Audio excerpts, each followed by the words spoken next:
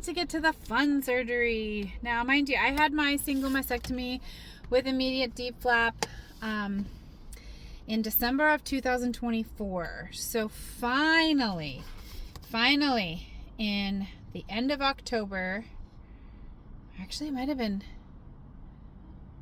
the 30th or something. It was like the end of October of 2025.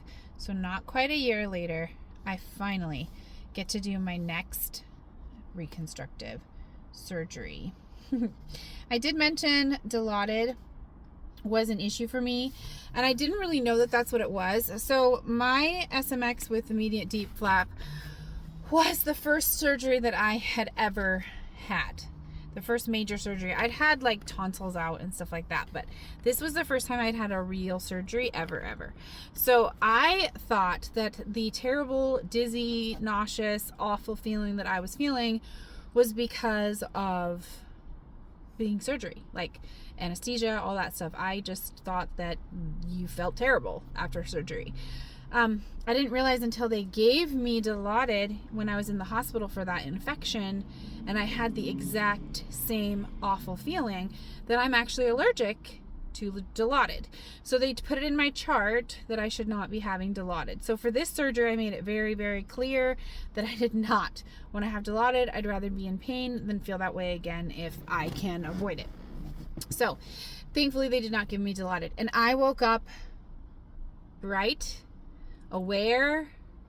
I had a little bit of nausea and a little bit of tiredness, but like the other surgeries, when I got home, my dear friend who was driving me, she wasn't even sure that I should be leaving the hospital, and they're sending me home, right? After this surgery, she came in the room because she wanted to make sure that I was really actually ready to go home instead of meeting me down in the lobby, at the discharge lobby. And she walked in and I was up and talking, and she was like, what? This is such a different experience. The other surgeries, I'd come home and I'd be just like out in my bed, and my kids would be like a little bit worried, but I guess she's okay. I came home from this one and they were like, whoa, Mom, you look amazing. Like, this is so different. So yeah, dilaudid is not good for me, and thankfully I was able to avoid it for this surgery and the other surgeries.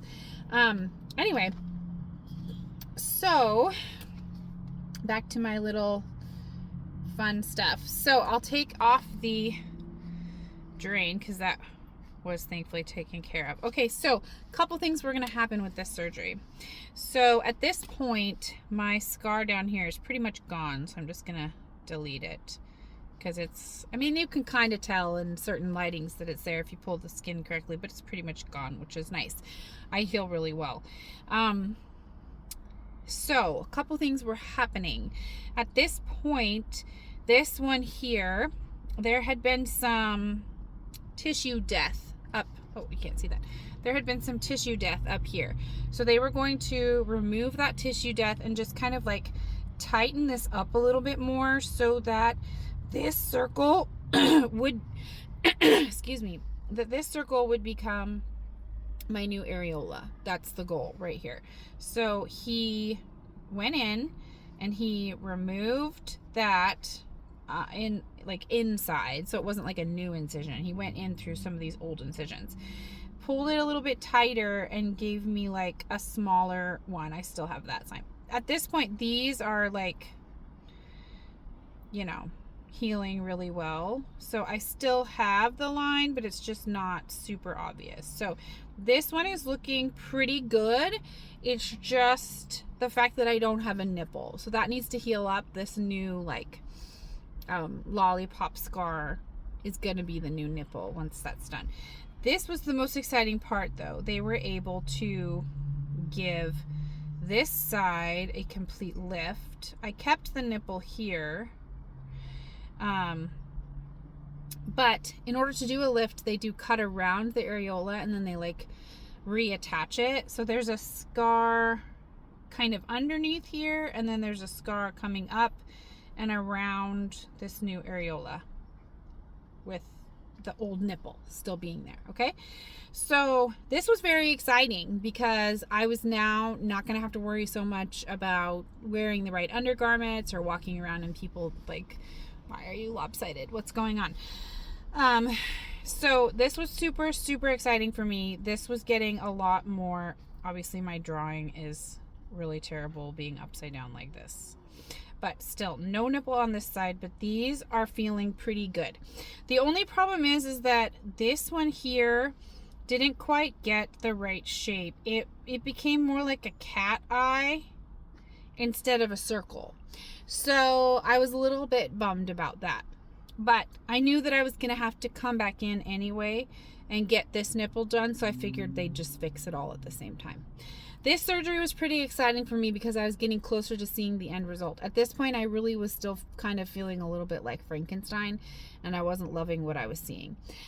During all of this, my cancer treatments are still happening, and I am getting different recommendations. So I was given anastrozole to be on as a hormone suppressant because my type of cancer feeds off of estrogen specifically.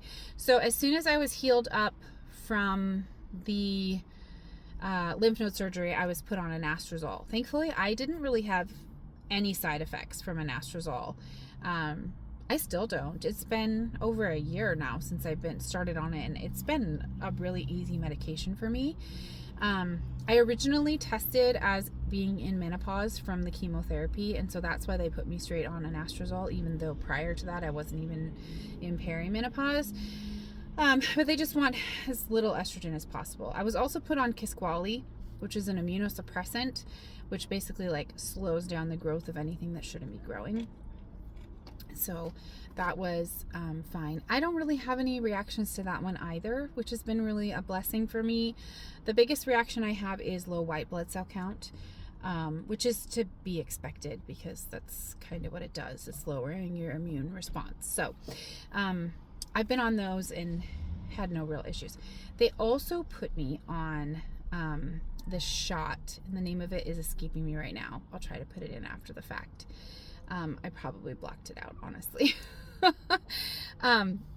They wanted me to take this shot that would basically boost my bones so that if I did have a reoccurrence, it wouldn't settle in my bones. And supposedly there's not supposed to be any reactions to this, but I had the worst reaction that anyone has ever heard of.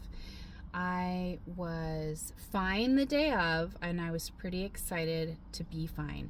But the next day, I woke up and I felt like I'd been hit by a bus and run over by a truck. The pain in my bones, the pain in my joints, I felt like I had the worst flu of my entire life. It was just terrible. I couldn't get out of bed. I was nauseous. I was dizzy. I was clearly having a really bad reaction to this shot. And I wound up having to call out of work that weekend, so I lost pay. I did limp through work on Monday, half a day, and then I tried to make it through work on that Tuesday and wound up having to go to the ER because I was having heart palpitations and other issues. I went to the clinic first, and they sent me straight to the ER because I was a mess. I drove myself to the ER somehow. They did all the tests and everything that they were, trying to figure out what was wrong with me. And it turns out that shot had basically leached all the calcium out of my bloodstream into my bones as a way to strengthen them, which is what it's supposed to do, but I guess it was just too fast for my body or something like that. And oh my gosh, they gave me emergency calcium infusion in the ER, and I did start to feel better. I had to do quite a bit to get myself back to a normal functioning adult. And so that wasn't great. My first shot for that was around the time that I had this surgery, so I was not feeling 100% for a while, that's for sure. After some trial and error and some standing up for myself, my doctor instead put me on Prolia, which has been a much better situation for me. I didn't have any reactions to Prolia at all. So that other one, it's such a bad medication. I don't know how anybody handles it, but thankfully Prolia has been really good for me. And I just kind of focused on healing from that surgery and waiting for the next one.